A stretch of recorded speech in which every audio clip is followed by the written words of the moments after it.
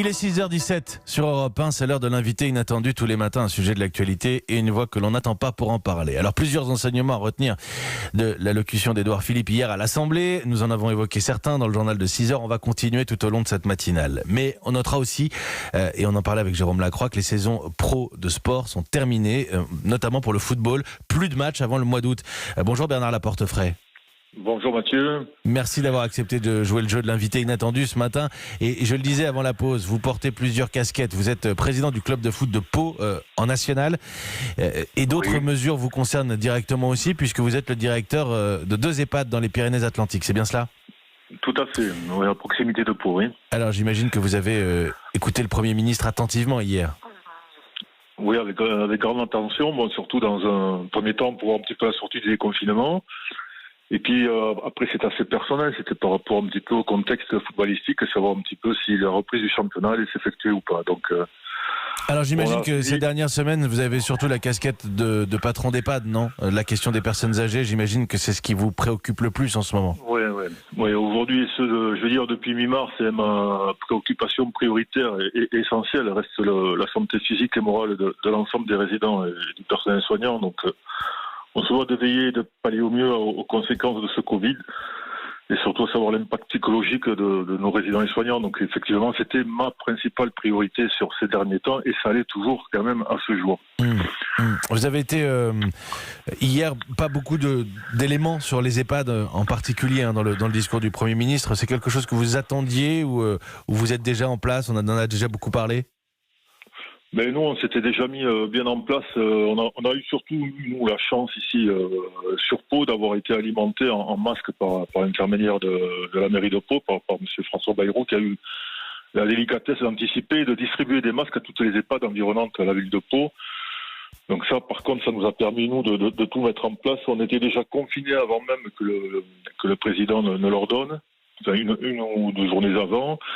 Aujourd'hui, le confinement, on le poursuit. On a des protocoles mis en place et on ne va pas en déroger parce qu'on se rend compte que le seul souci, c'est les entrants dans les établissements, savoir que ce soit les médecins, les soignants. Il faut que tous ces gens-là respectent les protocoles et les gestes barrières. À partir de là, avec une bonne gestion en interne, je pense qu'on peut arriver à protéger nos résidents. Bon, moi, aujourd'hui, j'ai la chance de pas être impacté personnellement, de ne pas avoir de gens porteurs du virus.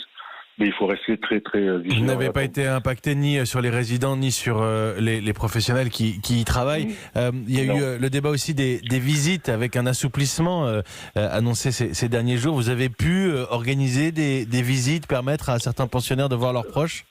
Oui, tout à fait. On avait mis en place des protocoles de visite des familles dans le cadre de l'épidémie et ces protocoles ont bien été,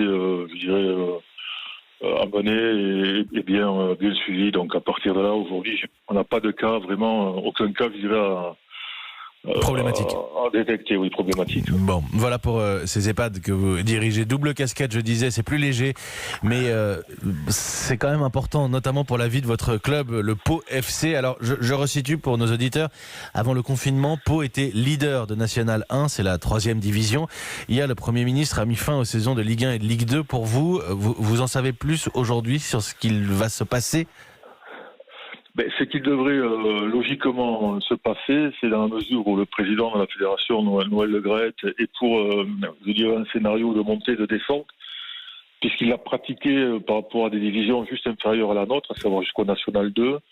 Donc il y aura des montées, il y aura des descentes. A priori, il y aura des montées de Ligue 2 en Ligue 1 et de descentes de Ligue 1 en Ligue 2, donc des montées de National en Ligue 2 et des descentes de Ligue 2 en National. C'est-à-dire que le championnat est terminé, vous êtes championnat de National 1 du côté de Pau. Oui, disons, on fait partie on est champion, je ne sais pas si le titre sera donné, mais une chose est certaine, c'est qu'on est dans les 2 premiers, on est premier à ce jour, cette dernière journée de championnat, ce qui devrait nous octroyer, entre guillemets, le titre de champion, mais ça c'est pas le principal, mais c'est surtout l'accès à la Ligue 2 qui permet historiquement de positionner le club de Pau en milieu professionnel, chose qui n'a jamais été produite à ce jour. Et ça change considérablement le budget du club. Je crois que l'enjeu pour vous, c'est 7 millions d'euros, la montée de budget. Ce serait pardonnez-moi dans l'ordre.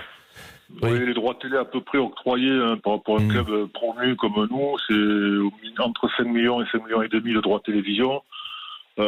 alors qu'en national, vous voyez, l'aide prodiguée par la fédération est de 230 000 euros. Donc vous voyez un petit peu l'écart. Donc ça va nous permettre, nous, effectivement, si cette montée se dessine, de se professionnaliser, à savoir de mettre des professionnels à tout poste, quoi. C'est ça le plus important. Et donc, quelque part, entre Édouard Philippe hier et Noël Le Graët, le président de la fédération, dans la foulée, vous avez des joueurs qui sont des joueurs amateurs, qui sont devenus professionnels dans la soirée hier.